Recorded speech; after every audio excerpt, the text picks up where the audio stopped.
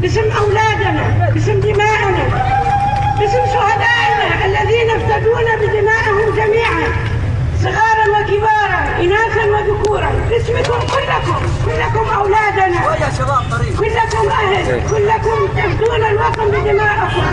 نقدمكم هدية للوطن وللبلاد العربية، نفديكم بأرواحنا وبدمائنا.